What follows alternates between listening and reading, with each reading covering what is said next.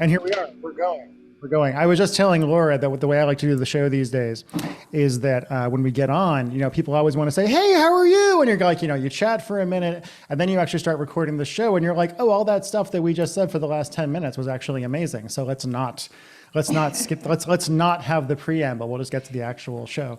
Laura, is it Laura Catella or Catella? I never really know. I just call you Laura and beautiful. I don't really say the other parts of your name. So hey, which totally works with me. It works great. Yeah, it works awesome. Catella. It's Italian.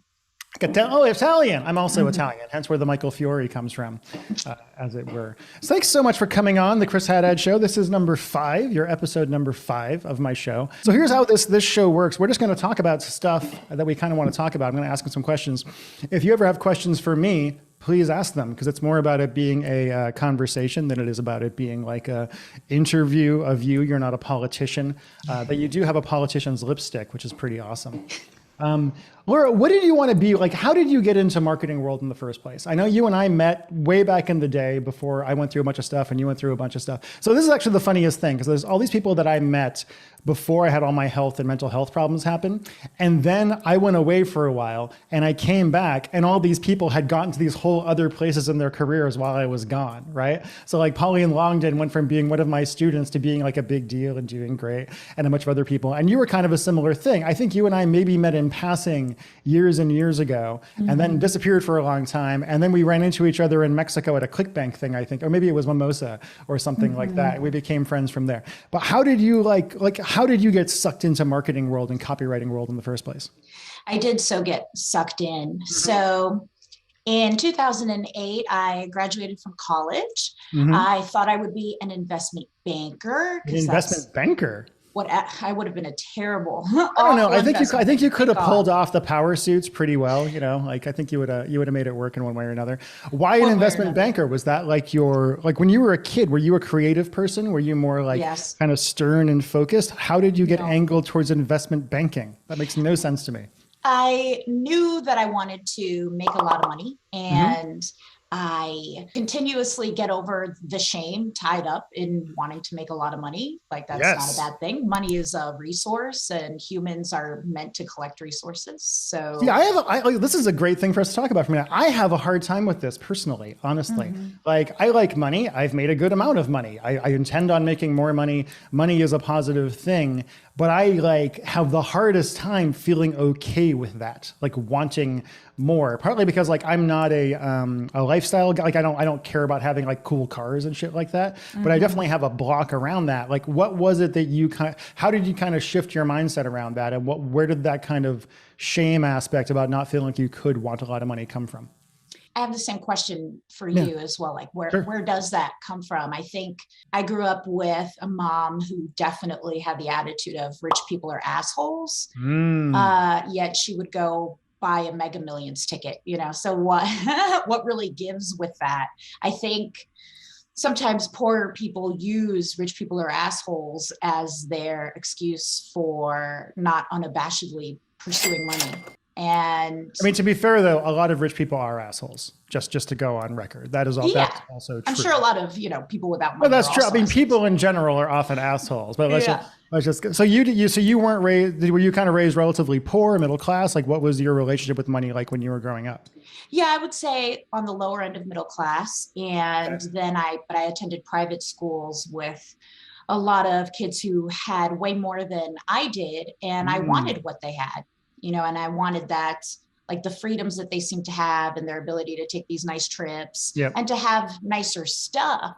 But one of the ways I am more comfortable with wanting a lot of money is realizing the purity of my intentions. I don't want to be rich to hoard it all into a bank and be the Monopoly guy and beat other people up or feel superior in one way or another. I like money as a resource to, fund a nice lifestyle for me and then to have an impact on others, be that through those who want to model my lifestyle or the opportunities I can create for others and for my family as well. Cool.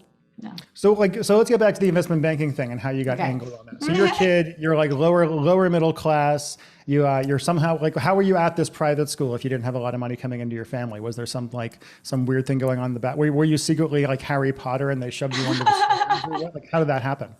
My parents just worked super hard to be able to foot the bill. They told me about it all the time. So I think that's part of where the guilt issues come to play too. We are making all of these sacrifices for you. Anytime I was a brat about anything, I'm unappreciative, I'm disrespectful. Yep. So on were you raised religious? Were you like Catholic or what, like Italian Catholic, or was it something else?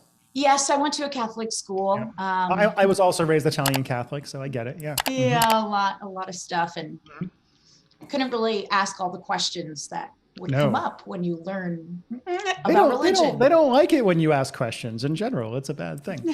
Okay, so your parents worked their asses off so you could go to this school. So you're out there, you're hanging out with people who have a lot of coming in. They have cool stuff. They probably don't appreciate it very much because they've always kind of had that stuff coming in. You find yourself being like, hey, I want what they have and I'm going to work my way to get it. You're also a creative person. Did you just like wake up one day and be like, I want money, so I'm going to kill my creativity and become an investment banker? Kind of.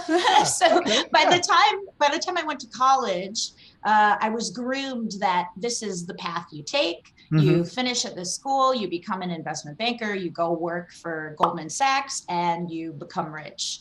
Of course, they bury the whole, you work like 80-hour weeks or and 100, and you slave away, and then maybe you'll get a bonus that's pretty good one day. Yeah.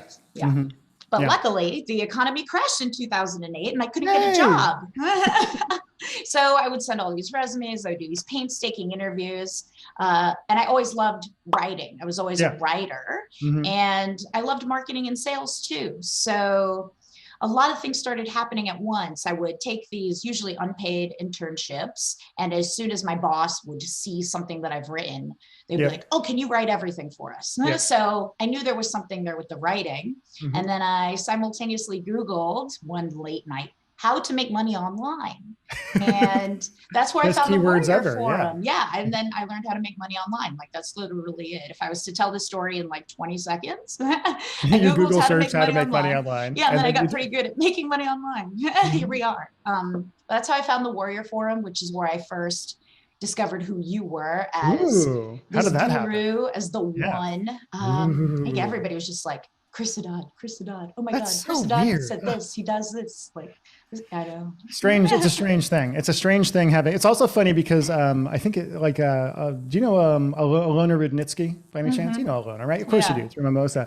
When her and I first met, she acted a little strange towards me at first, and I'm like, oh, what's up? And then we talked, and she told me that she had been on Michael Fiore's email list for like 5 years, and knew me as Michael Fiore, and like read all my books and bought stuff for me, and then found out I was this whole other guy who like she knew through business world. And it was, I think she had to like not look at me for a while to like, reconcile it in her head in some way. It is like a new identity.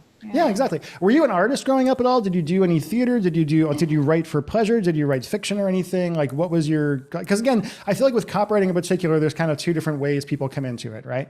So for me, I've always been a writer, but when I was growing up, the idea that you could make money as a writer was absurd, right? You might as well make money by like, I don't know, banging a wooden spoon on a pot on the side of the road or something like that. It simply wasn't going to happen.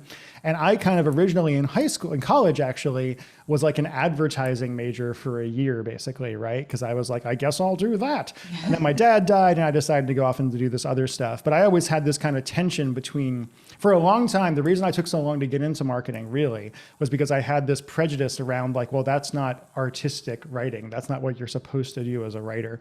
Like, did you have any kind of like theater or any other kind of art background going on? Yeah, so I was the lead, in many plays. Of course you were. Oh my, of course you were. Snow White, yep. I was a big painter and yes, like compulsive writer, just like notebooks upon notebooks of creative writing, short stories, fiction, nonfiction, and predominantly poetry. I really love poetry and I consider myself a pretty good poet. So you chose the least profitable possible type of writing. Exactly. And then I even tried when I was first coming on the scene as a copywriter, I called myself the copy poet. It didn't really land. No, it's not great. It's not great. No, nobody. No. Like, what do we care, Laura? My friend Steve Raju, who's one of my Pig Method students, has License to Quill which I think is freaking amazing. Honestly, he did a great job with that. One. Okay. So you did a little search, you got on the Warrior Forum. You somehow found out about me on the Warrior Forum because I have people that talk about me, which is always the strangest thing. I got to tell you, Googling myself and seeing those things is always a very, very strange experience. Do you like that people talk about you, or do you not like it? I feel ambivalent about it in a weird way. As long as they're saying reasonably good things or things that are fair, even if they're negative, if they're fair, I'm fine with it. It's difficult for me to get my brain around the idea of having that kind of impact or influence or being known that well, if that makes any sense. It doesn't always match up with my self-image, if that makes any sense, right? So one thing that I've learned to do over the years, because the Chris Haddad stuff and also the Michael Fiore stuff, is understand that who people see, if they only see me in those contexts, is not me, and that they're going to have certain reactions based on that, and not to take it too seriously more than anything else. Because especially Michael Fiore gets like stalkers and shit. Right. Yeah. So that's a whole other thing. And you have to learn how to, I think it's getting older too. Like, I mean, you're going through this right now too, because your profile has been going up, right? I talked to Pauline about this on her show as well. It's a very strange thing because human beings are just kind of designed in a way that if we see somebody on a stage, we do just see them as famous, even if we know them, right? It raises their status in this profound way. And people get very, very awkward and weird about it sometimes. It's strange. Yeah. It is strange. Very interesting. And it is what anybody could really know about you is just one facet of your identity. Yeah.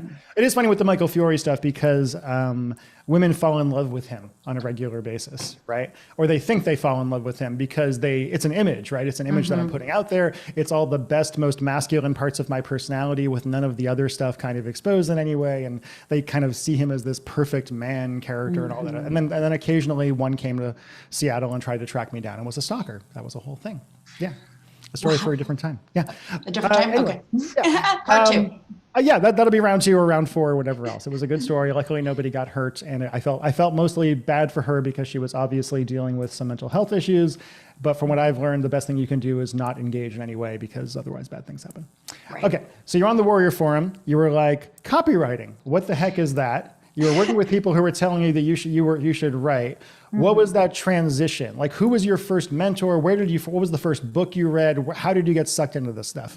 So I quickly learned that copywriting was the way to not be a poor writer. And so I made the decision that this is the type of writer I want to be. And I obsessively read sales letters. Sales letters were my biggest teacher way before like copywriting books or getting mentors or anything like that. I'm going to interrupt you when I find something interesting. So please don't take offense. That's just part of the show. Were you like looking at ClickBank stuff? How were you finding the things that you were diving into? A lot of ClickBank stuff, a lot of biz op, make money online stuff. And so as that market, as somebody who wanted to learn how to make money online, I became interested in how are they selling me? How is this working on me? How am I so captivated? So you were actually buying the product. So you were doing like a search how to make money online. You got on somebody's email list. You're getting pushed towards sales letters. Were you buying products on how to make money online and following gurus and such? No, because I was broke, but I would read the sales letters and like I learned the tricks that they were doing. I noticed these open loops. I didn't know that's what they were called, but I'm like, oh, they're saying this captivating thing, but then they're not revealing it, so that I keep reading and hopefully eventually they'll reveal it later on. And that in conjunction with the Warriors for Hire board, where these other copywriters would sell their copywriting services. One day I just took the leap and I was like, okay, hire me. That's the first piece of copy I ever wrote. It still exists. It's still online and it's still pretty good. And of course I addressed the elephant in the room of, I have no experience, but if this letter has compelled you, take a chance on me. Yeah. And people did. That's self-proof. That's awesome. I love that. And I still think that's a huge opportunity for new writers today. Build up. But how do you get over that? So here's the deal. When I was much younger and getting into this stuff, the only reason I learned social skills because I would have starved otherwise, right? Like I got fired from my greeting card job. I decided I was going to be a copywriter, which I was writing for banks and shit like that. And I literally picked up the phone and just did calls all day, every day in order to get clients. And that actually forced me to go out and be social in some way. A lot of people that are getting into being copywriters and even marketers are very introverted and very terrified. and also just have no self-confidence, right? Like one thing I wanted to talk to you about specifically on this show today was around the imposter complex, because I know that you are transitioning into doing your Diamond Day stuff and being more of a public figure and shit like that. And I know you, like anybody else, suffer from that. But what would you tell people that are just getting started and are at that point, okay, they feel like maybe they have enough to get going, but are so afraid to actually say, hey, give me money for this? What would you tell them? I would tell them that the definition of an imposter is somebody who pretends to be something that they're not in order to deceive someone else. Ooh. So if you're not trying to deceive anybody else, then you're not an imposter. So you think it's intention that matters the most as far as like what you're interesting. Yeah. Okay. And I think there's a ton of other things to unpack into it, because sometimes I'll flip and use a totally different framing, which is, okay, I am an imposter. Yep. Now what? I do that to sort of break the automation. Mm-hmm. And where are these I'm an imposter thoughts coming from? Is this because I'm embarking on something that I've never done before? Okay, cool. Then that's really an upper limit problem. It's not so much an imposter problem. So I'm feeling unsure because I've never done this before. All right, well, what are the steps that I'm going to take to engage and enact this new thing that I'm doing? But as long as I'm not intentionally deceiving anyone, by definition, I am not an imposter. That's true. That's a good way of putting it. That's a real, I got over, I like anybody else have the imposter complex. We all have things that fail and we fall into it. I got over it mostly years ago because eventually like you just look at the numbers enough when you're like, I must know what I'm doing, because you just kind of see it happening. That's something I really love about marketing in general, is it's not objective. I mean, it's not subjective at all. It's objective whether you actually can make this shit work or not. And to take that one layer deeper, what do you credit some of your successes to? And I would encourage people to really make a list. Is it because you worked hard? Is it because you took a risk?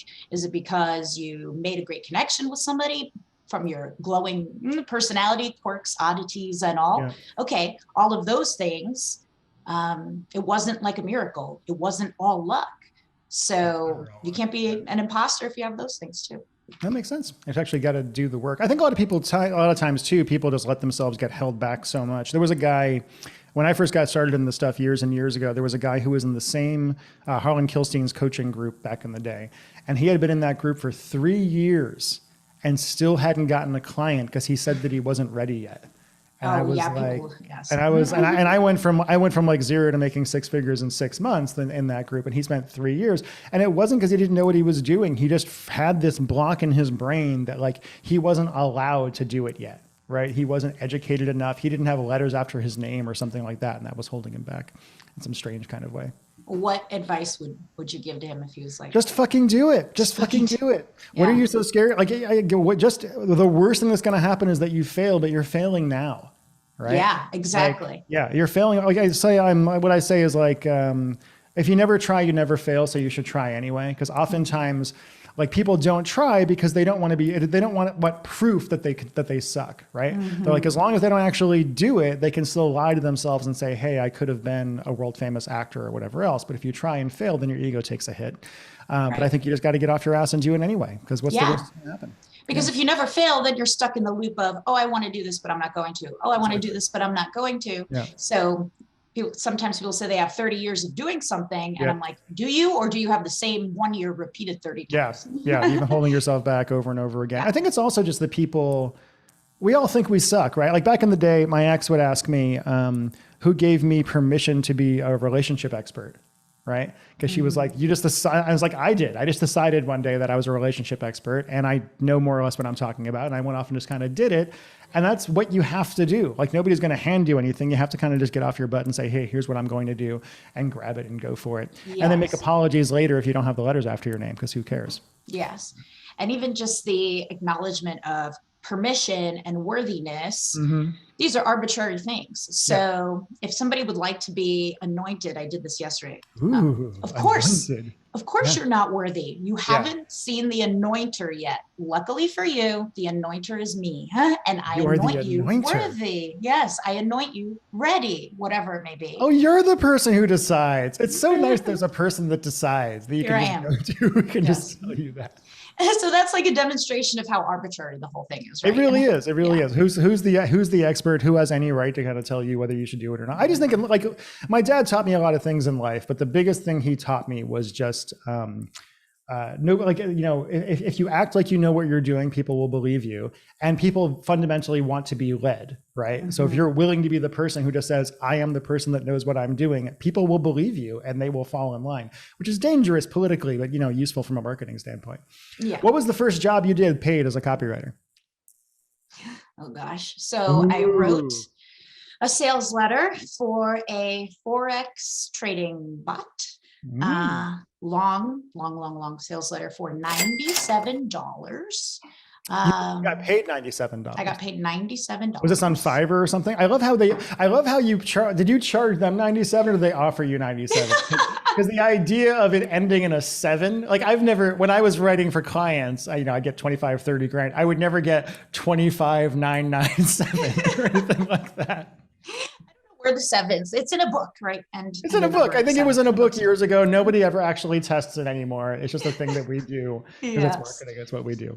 How did you get that gig? How did that happen for $97? That was via the Warrior Forum, right? Via that very first ad. Take a chance on me. Somebody, a $97 chance, low risk. Great. I think about 4 people did. And that was the first letter I completed. It was probably the only one of the 4 to actually get online. Awesome. Which is a lesson in charging a small amount of money. It is, yeah. People don't, because there's no commitment on their part. They're like, it's $100. It doesn't matter to me whether I try it or not. Yeah.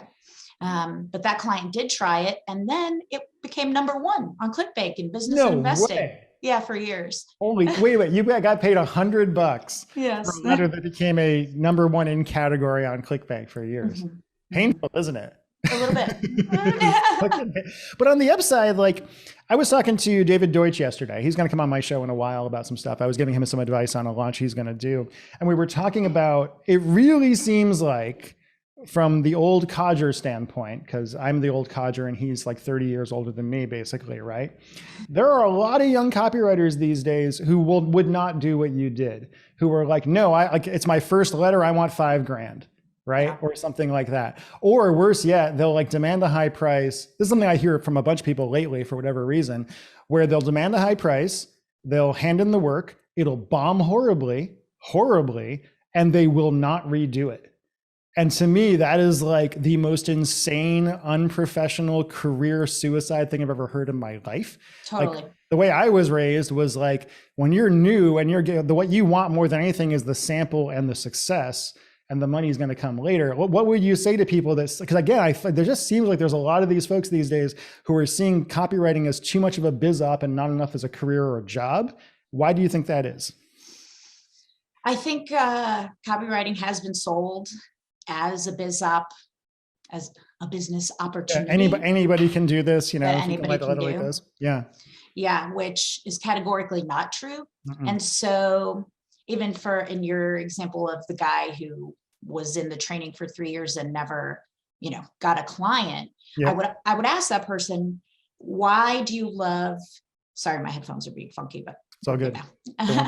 They look great on you. So don't worry. Thank you. Yeah. My speakers are broken, so I got this. Okay. Distractions aside. Is copywriting a means to an end? And if so, and for whatever reason, it hasn't been working out, maybe consider different means. Whereas there are folks who love writing, they love marketing, they love copy. I have coaching clients who are totally obsessed with copy, live, eat, and breathe like marketing and copy. Okay, it's a good means for you. But for the newcomers who are charging a lot of money, one, more power to you, let the market decide. Okay, if you're closing clients for a $5,000 package, great. But in the short term, yeah. But if they fulfill and do good work. If you fulfill and get good results, but if the thing is, like what I always try to tell people is, I'm like, listen, man, charging a lot for shitty work is going to kill your career faster than anything. Absolutely. Because then you'll get a reputation for being like, you got to be fast, cheap, or good to pick 2. But if you're like fast, cheap, and suck, it just isn't gonna happen. Yeah. Absolutely. Yeah. It just, I'll get off my high horse on that particular thing at this point, but it bothers me. It bothers me because I'm old. Well, and it bothers me when people deliver subpar work and they're not available for revision, or if they disappear, that's just bad business. You're just a bad business person. It's just that you're just not going to get any referrals. Unlike the copywriting world in particular, I mean, I got the vast majority of my clients over the years from referrals because that's just how it works. And if you're burning those bridges or just not, I just feel like you need to treat your client's business like your own business until you have a business of your own, right? Yeah. Like hopefully you won't be freelancing forever, because I don't think that's a great career path either, but it's good for a while. Okay, so you did that letter, you got paid $100. How did you feel when you got $100 for that? Like, what was that? Awesome. What was your awesome, right? Because you got paid as a writer. You were a professional writer for the first time in your life. That's freaking awesome.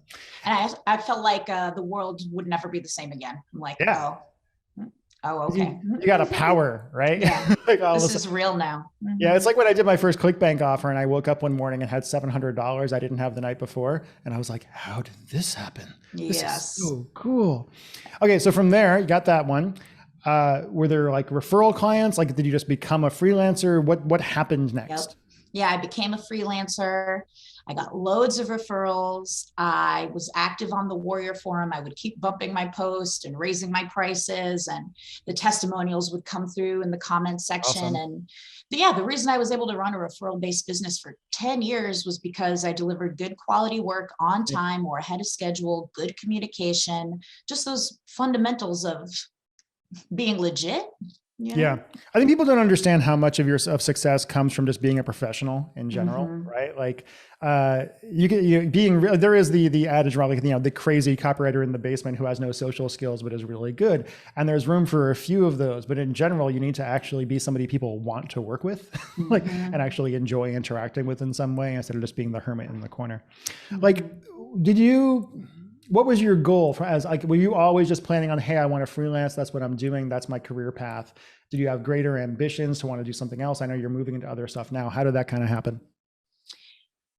Yes. So after freelancing for a really long time, in doing that, hopefully you learn so much more than just copywriting. You learn how to build a good funnel. You learn more about marketing, paid advertising, affiliate marketing, all the different traffic channels. You learn fulfillment. Okay, what's a good upsell that could be added to this offer, so on and so forth. And just in acquiring all of that knowledge after so many years, I was like, okay, I want my own. I want to do it for myself. Was there a moment that happened? Because for me, it was, I think I told this story at Copy Accelerator a couple of years ago. It was when I worked for J.D. Bolt and Alan Sultanic, and they made $10 million and I made 25 grand. And I was like, I need to change something. Was there like a moment for you that was specifically that made you kind of be like, hey, I've had enough of being a vendor and I'm ready to be a partner on things? Yeah, it was definitely the cumulative effect of tallying up all the money I made other people, tied into, going back and forth with one prospective client and feeling just a bit beat up through that whole arrangement, having to get on like 5 phone calls. We're going to do this. Like, I'm offering so much value. They still have more questions. I empathize. I see where they're coming from, but I was just at a stage in my career where I was like, you know what, never mind. You can spend so much time. I was talking to my students about this the other day in my coaching group, and about just like, you spend so much more time getting work than doing it sometimes, right? Where it's like, man, I'm just hustling, trying to get clients over and over again, and then finally getting back to your desk to actually do the thing that makes you money. And those are unpaid hours. So I was like, let me turn these into paid hours and build my own thing. And that's how I built Eden Beauty, which I'm proud of. Oh, that's your daughter's name. Look at that. How is Eden Beauty doing? What's your big goal with that? And how do you feel about how that company's been growing at this point? I'm super happy with its trajectory, and I'm facing a whole host of new challenges now. So I got that past the $1 million revenue mark in its first year in 20, I know what years are, 2020. Yep. And then all of my ad accounts got shut down. I knew it was a single point of failure, and I was like, just give me a few more months. I'm going to fix this. I'm going to fix this. So that the universe is like, nope, fix it now. So we're rebuilding in that capacity. I'm watching affiliate channels, different Google ad channels, YouTube, so on and so forth. But what I would really like to do, because I've done this all by myself, which is a mindset issue, I've realized, and it's not, for me, my inability to I have contractors and stuff, but to Yeah. significantly bring in employees and partners, I believe it's tied into an inevitable fear of failure that I Yeah. have. Okay. And I was digging into like the source of this. So my dad wanted to be an entrepreneur. He took a stab at one business. It failed. He got a job, still has that job to this day. Yep. So I think I've held on to that for a really long time as the failure's coming. Where's it coming? And when you were growing up, were you kind of, so like my dad was an entrepreneur. He was a marketing guy. He was a manufacturer's rep for like shampoo companies, right? So he traveled all over the Northeast and did that kind of thing. And he always told me and my brother, you're going to work for somebody else for a while, and then you're going to quit and start your own thing, right? But we never, and that was always kind of the assumption. My brother actually still works for like, finance companies in Boston and stuff like that. Were you taught that like being an employee was the safe way to go, or was there any kind of entrepreneurial push in your youth in any way? Yeah, that's the thing. I was pulled in both directions. So you had my mom who was like, Laura, you should be a lawyer. Like, you're a really good talker. Like, I can see you great at arguing. Yeah, you should be a lawyer. Be a lawyer. Go be a lawyer. You and I would be great opposing laurs. Can you imagine? Like. Yeah, because we're both pretty good at arguing. I think that I would watch that TV show with you and I having a face-off where we're doing like, what we should do? We should do like copy court as a thing. We should. We'll do a mock trial, copy court. Yeah, we'll do a mock trial about like whether it's good copy or not, or something of that nature. It'd be great. Oh, that would be so fun. Copy court. I love it. People can submit to us your pieces that you want Chris and I to. It's actually not a bad idea. We'll get a panel of judges on copy court, and we'll like, it will copy crime. We could actually have like, we can talk about crimes against copy in different letters, and we'll rip them to shreds, and we'll talk about all the lies that people put in their letters and stuff like that. It'd be great. I've been around for a long time, right? So I love the fact that there are so many more women in copy and in marketing now than there used to be, because I really like women. I'm pro women. It's great. But I can imagine it's been especially because you started quite a while ago now, it's been quite an uphill climb in some ways. And there are certainly still this old boys club kind of feel to a lot of things. How has that been to navigate for you throughout your career? In interacting with a lot of women in direct response now, yeah, I feel kind of different in that I am cool with leaning into my feminine side and like being a girl, being a broad. I'm a broad, You are a broad, yes. But I've seen you in skirts. You look good in them. You're definitely. Thank you. Thank you. And I'm cool with you saying that. You are. Some women might not like you saying that. It's totally cool with me. But I'm also like, I could tell a dick joke and I curse and I love steak and bourbon. Yeah. So it served me really well having these two sides of my personality. I think it really encouraged women to put their dick on the table. And then I'm like, fine, vulva, Yeah, but it's like, totally. Be more aggressive. You don't need that permission. A lot of women are waiting for somebody, a man or another woman, to give them that permission to go ahead and say, hey, I've accomplished this thing, or I'm a badass in this way. And if guys are put off by that, fuck them, right? Yeah. How do you, so women are socialized so much in our culture to not do that kind of thing, right? To not rock the boat. As a guy, you're told, go off and conquer the world, right? Like just go and do that thing. Something gets in your way, just push it out of your way, et cetera. Women aren't really taught that. How do you think a woman who is in her career and trying to get going, how can she help herself do that or give herself permission to act in that way when you've been taught your entire life not to? I think you can embed your authority in a lot of creative ways. So, for example, if you're in a conversation with somebody and they don't kind of know anything that you've done, you just be very casual about it. Like say, hey, in my work with so-and-so client, they're doing like 8 figures a year, blah, blah, blah, blah, blah. And then you'd like say something else versus my name is Mary and I work for so-and-so and they do 8 figures a year. That might not feel comfortable and it might come off awkward. But if you can embed that in some other sort of phrase. Yeah, it's kind of like a casual name drop kind of thing. Yeah, right? You just make it more casual. Casually talking about your accomplishments and whatnot in a non-braggy way. Yeah. It's a difficult thing. I think like people in general have a hard time bragging about themselves, but our business is about bragging about yourself. Like you kind of have to a certain degree, to be like, hey, here's all the things I've done. Here's how much money my copy has made. It can be very, very uncomfortable for people. The only way I accomplish it is because the same thing I do with my Michael Fiore stuff, where I think of myself as two different people and I'm talking about somebody else the entire time. Even Beyonce used to do that. Did you know that? I did not know that. She has a whole separate persona when she steps out onto stage that she named Sasha Fierce. Oh, yes, I do remember that now. Yes. Yeah. You know, Angie was telling me, she read somewhere that Beyonce has somebody whose entire job is to document every single moment of Beyonce's life. And that they follow Beyonce around with a camera, and that there's like a room where all of that stuff goes, and that and I'm like, maybe a little narcissistic, just a little, but then again, you don't become somebody like Beyonce and without being a narcissist. You just can't. It can be a positive thing. I'm sure she's a lovely, lovely person, but you don't become that rich and that famous without something going strange in your brain. Sure. Yeah. Well, and keeping track, like literally keeping a log and writing down some of the wins helps with the imposter syndrome part of it too. Yeah. It's like going back to, what do I credit my success to, right? And it's easy for us to forget the wins. Oh yeah. You know, if we just try to keep it in our head. So we need that extra help.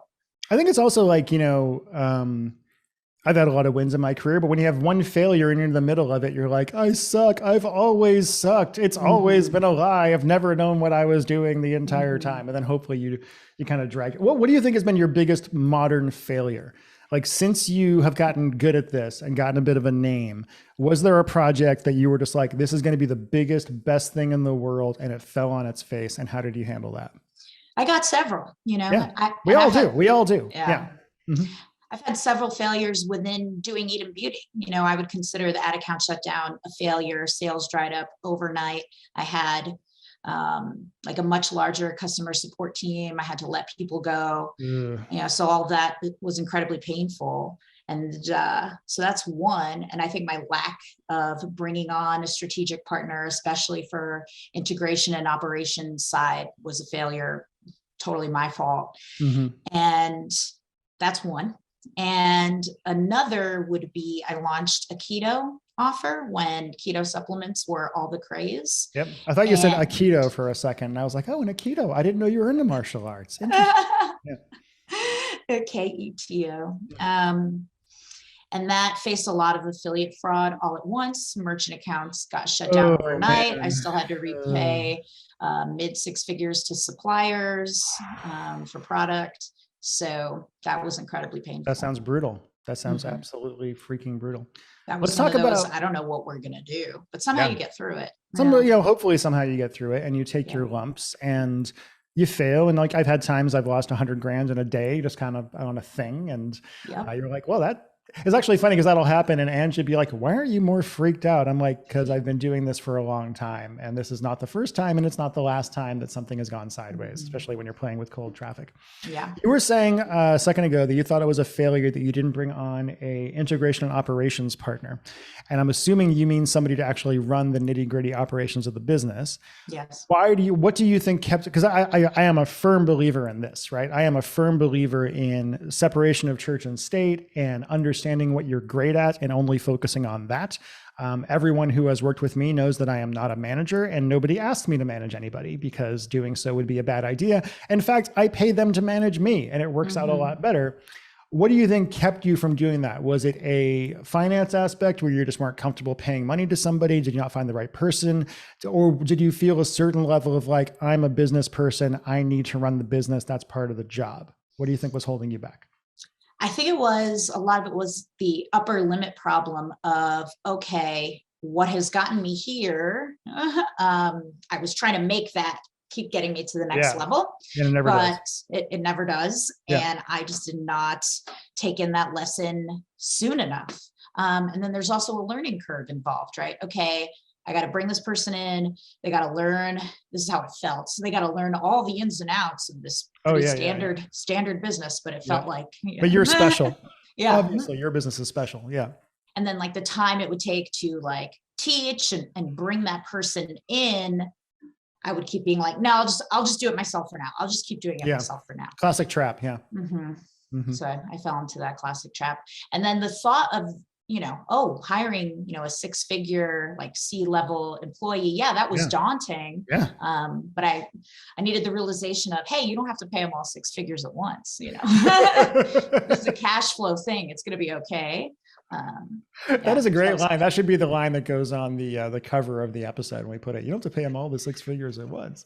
Yeah. What was it like so the way I was personally raised, my brother and I were chatting about this today, because we actually talked about our childhood for the first time in many years, which was very, very strange. Oh, wow. But like the way I grew up was not I'm very independent, but not by choice, right? Just because the way I grew up with the way my family dynamic was and people dealing with some stuff, I was kind of on my own a lot and had to rely on myself and nobody else. And when I got into business, the transition to business owner with employees was horrifyingly difficult for me because it literally just never dawns on me to ask for help. And then I'm also just very uncomfortable with like relying on other people to do things. Have you had a similar thing, or what was that like to like be a boss? What was that transition like for you?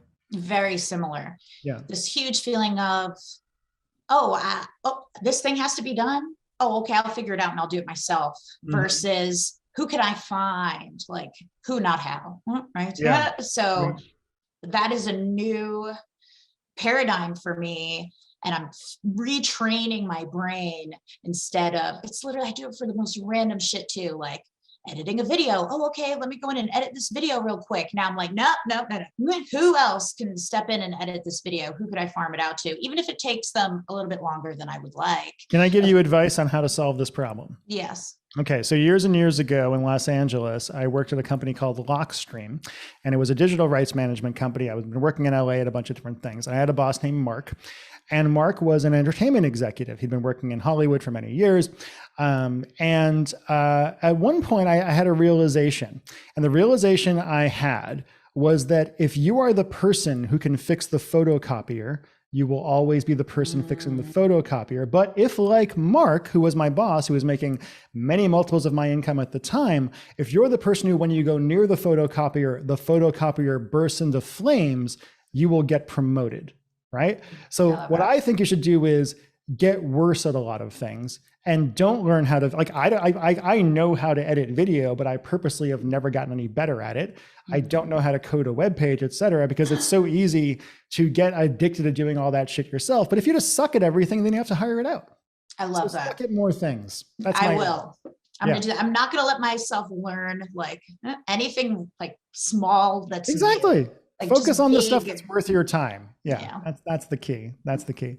What is your, if your daughter came to you in a few years and said she wanted to get into copywriting and marketing and things like that, I know you'd be proud, but what do you think the first piece of advice you would give her would be? Your adorable daughter, by the way. She is. Having seen her not that long ago. I would tell her to start her own company. Probably start her own brand. So this way she can, and if she's really like passionate about writing, that's like your core passion, your core competency that you bring to the company. And then you have to farm out everything else and you're going to learn a ton. And where's your startup capital? Like, how is that going to look? How would you create like a whole thing? I would probably give her that. So in the hopes that she develops the experience of being a good entrepreneur. Yeah, I agree. It's weird. I think about, it's a weird, I'm very interested to see what the world of marketing and the world in general is like in 15 and 20 years, right? And how, because, copy is copy is copy is copy is copy. People ask me what books they should read. And I'm like, go read The Caples, go read Breakthrough Advertising, go read all the kind of classics because the stuff is the same. But how it's kind of presented is a little bit different, right? Like you're seeing some things now where people, instead of doing kind of standard VSL types, are doing more podcast oriented type VSLs, like Alan Sultanic was saying. But the principles are the same. The stories that are being told are the exact same. The structure of the persuasion is the same. I'm really interested to see what new media, like, is the metaverse going to be used as a direct marketing kind of thing? I will avoid the metaverse at all costs, but somebody else will do it. It'll be really interesting to see just like what world your kids, I don't have kids, are going to be living in years, and just seeing how people are taking those same persuasive principles and applying them to new things, because it's always the same shit. Absolutely. That was one of the secrets to Eden Beauty success, like really branded aesthetic e-commerce, but with hard hitting direct response elements tied into there.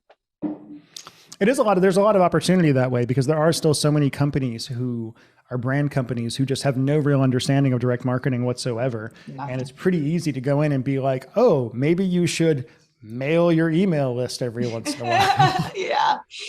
Maybe you should, put a close on your product page. Yeah, Why or not? a call to action of some kind.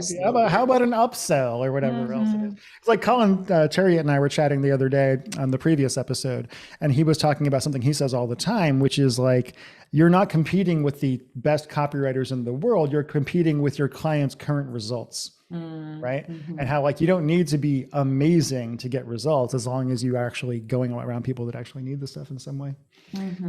What's your, like, will you ever retire? What's your end goal when you're like 65 years old and have $1 bajillion and you're living in some kind of archipelago, or like some kind of weird, a dome out in the ocean somewhere that is protected from all of the zombies that have COVID, as well as all of the climate change stuff?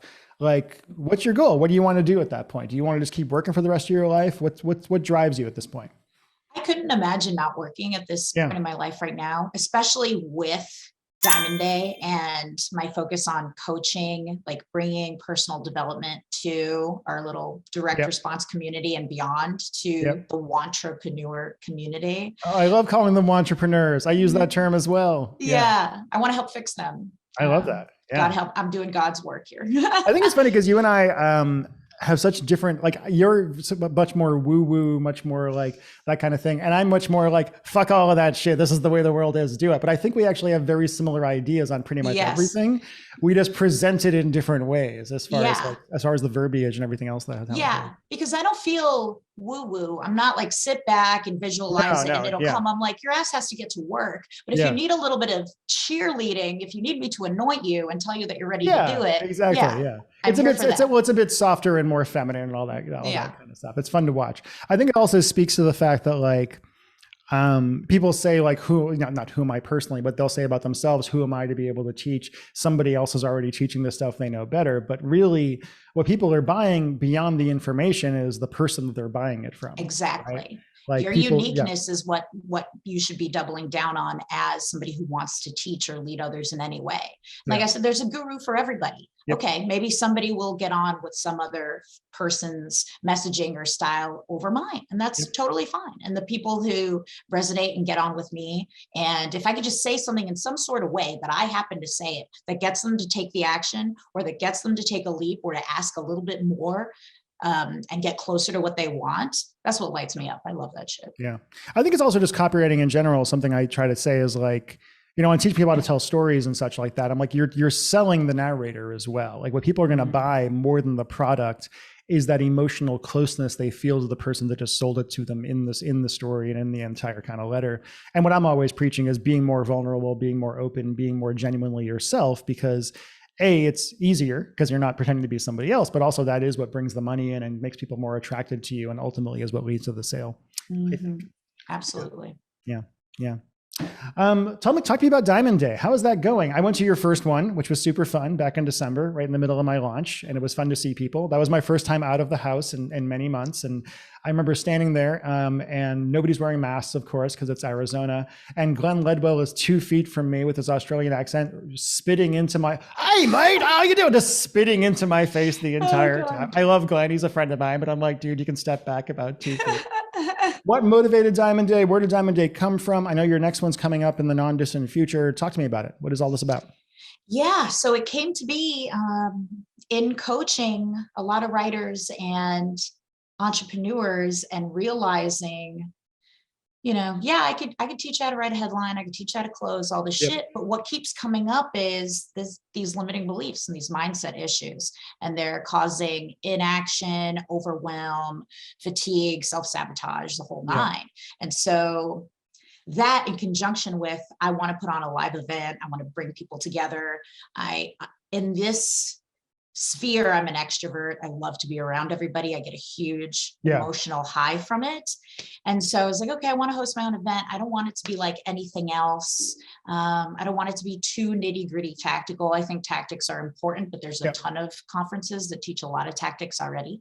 So what if I just dug into this mindset piece? What will happen? And so I had conversations with a lot of people like John Walker of Product Launch Formula. I'd be like, good friend of mine. Yeah. Yeah, he's amazing. I'd be like, in all of your coaching, what limiting beliefs do you see come up? And then he starts talking to me for like an hour and a half, and I see him get really lit up by the subject material. Same thing with Rich Sheffrin. So like, man, I feel like this is a little underserved piece of the market. And in direct response, we have said, mindset's not sexy. You can't sell mindset. And I'm like, fuck that. I'm making mindset sexy. Yeah, I'm going to do it. Where's the ROI? I could show you ROI like all day long. You mean you're going to take action and make money? There you go. There's an ROI. Well, it's easy to draw lines. I was talking to somebody about Colin actually the other day about how fun it is, because I've been selling in the relationship advice niche and some health niches and things like that for so long. And then coming back and selling into the make money copywriting niche is like, oh, I'm just selling money. This is the easiest thing. Give me X dollars and you'll get Y dollars, which is bigger than X dollars, is like the easiest pitch to do compared to all of this other stuff where you're jumping through all these hoops and talking about health and making a man love you forever and all that shit. It's fun. What is your favorite niche to work in, do you think? Internet marketing, make money online. Yeah. It's fun. Yeah, that's my favorite. Yeah. And I was that market. I know them so well because it's literally me.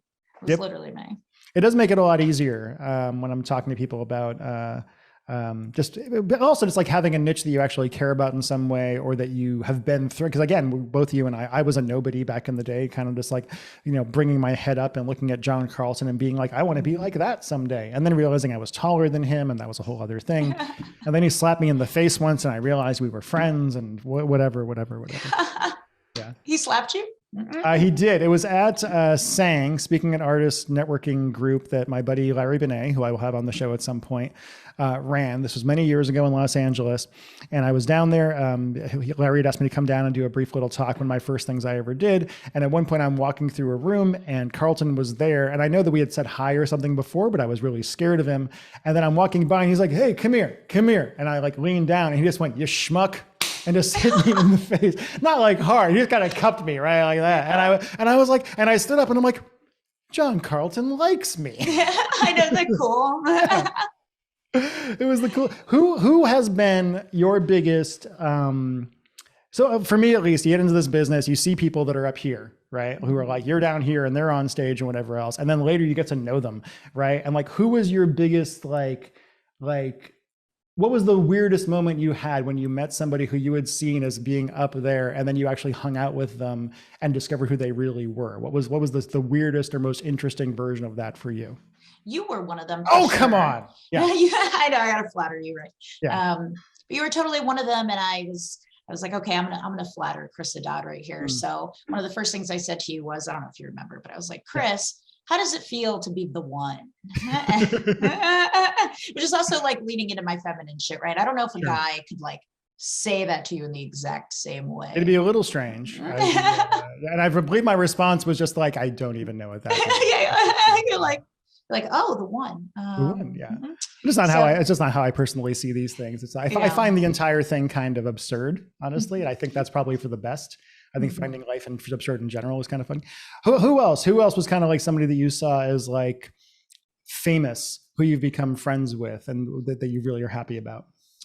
Jason Fladlin. Oh yeah. Who I adore. He and I are super close now. And I had him in my mind. I was like, maybe by Diamond Day 5, I'll get Fladlin to speak, because he's really big into like these identity shifts and reframing your beliefs and stuff. And that's why he sells so well on webinars, because he just does that live real time. All of him, he's very good at it. Yep. And then it was actually Glenn Ledwell who was like, oh, I could connect you to Fladlin Love. It's no big deal. And then Jason just being like this super giving, generous, down-to-earth guy who's a closing machine. Yeah. He's like, come watch me close this last webinar of the plan, where that's like the crypto like trading. Oh, sure. Yeah. Course that he did like 60 million or something in like 2 months on it. Like it was insane. Yeah.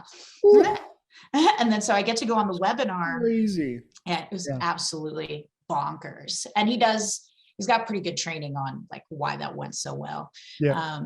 But so I go on the last webinar, which is literally just him answering objections for 4 hours straight live. And then he texts me while he's doing it, and he's like, did you see that fourth wall close? Like all of this stuff. It was awesome. I hope he doesn't mind me revealing that. I don't think he would.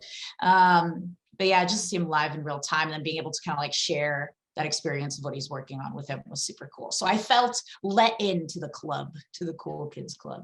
It is funny. For me, like the first moment I felt behind the curtain was when I spoke at Jeff Walker's event years ago. I was at PLF Live, and I remember going backstage, and that was the first time I hung out with like Rich Sheffrin, and I think Perry Belcher was there or whatever. And they were all people that I was like, they are so much bigger and better than me. But they were just super friendly and super nice. Yeah, and like, exactly. They're like, hey, how you doing? What's up? It was just no big deal whatsoever. Mm-hmm. Cool. We're about hitting an hour now. So I guess we'll wind things down. Anything else you want to talk about? Any questions you have for me that are burning in your brain in some way, or anything else you want to chat about before we go? What do you think is or some of the most common limiting beliefs in the people you coach, or like excuses that they have? I'm not good enough yet. I'm not ready is kind of a big thing in general, is a big one. Just general lack of belief in themselves, an inability to charge what they're worth is a really big one.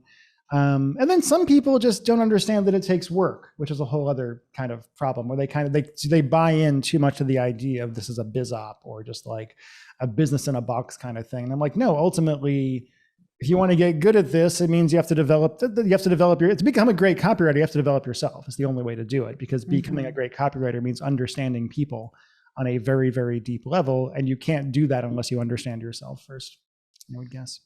Yeah. That is interesting that they're like two sides of the spectrum of, all right, I'm going to go out there and crush it and maybe overpromise and underdeliver, or I'm going to learn forever and not promise anything ever.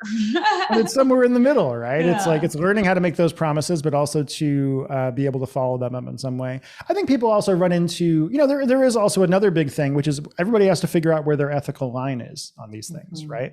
There are certainly plenty of people who use the persuasive techniques of copy and marketing for less than savory ends. And they sell things that aren't very good. And I think most people that have been in this business for a long time have had offers they've worked on, they look back on where they're like, yeah, I don't feel so great about that one.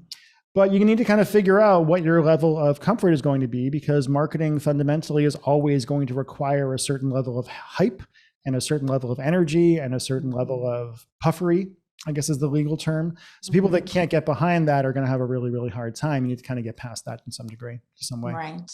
Yeah. What are you really excited about right now? I'm excited about doing this. I got my podcast going, and I'm excited about, I got some speaking gigs coming up, which is pretty exciting. 3 of them so far this year, which is pretty cool. Oh, wow. Where at?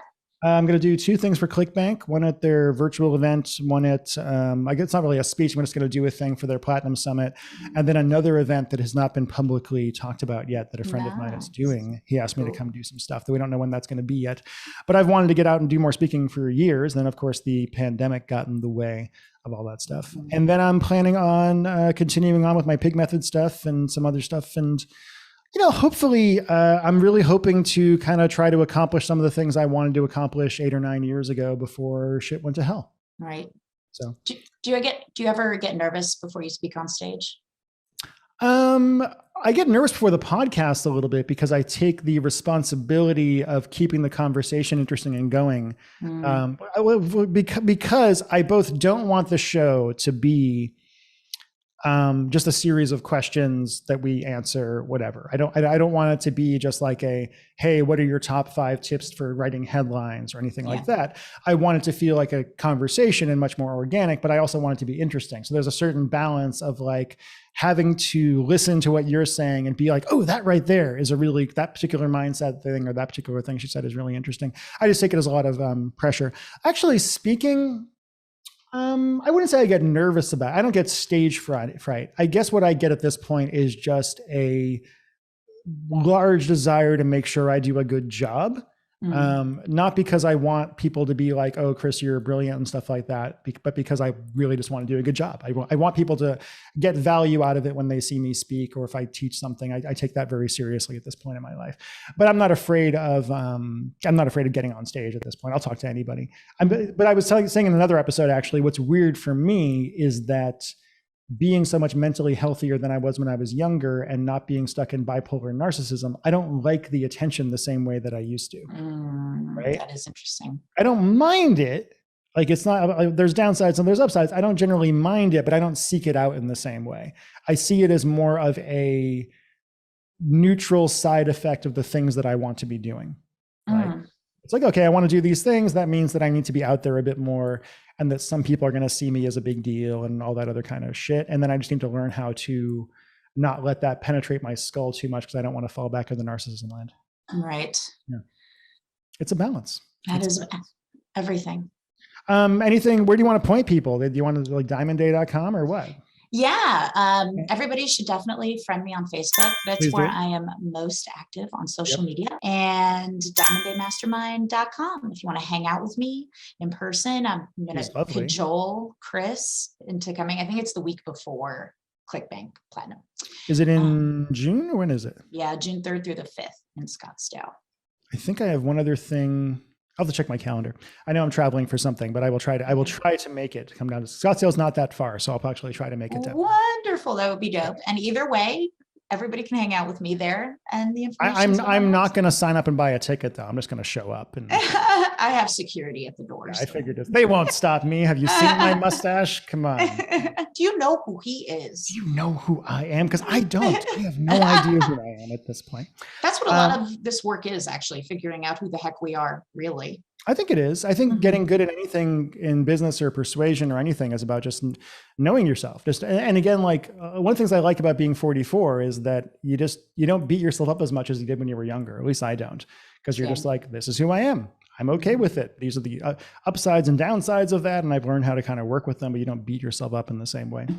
Well, thank you so much for coming on the Chris Haddad Show. This has been episode number 5. I'm sure I will have you back at some point in the future as the show kind of evolves. And for those who are listening, please go friend Laura on Facebook. She's charming and she shows great pictures of her daughter. And that's that. I'm going to stop the recording. Thank you, Chris. It's been a pleasure. Thank you, Laura. It's been a joy.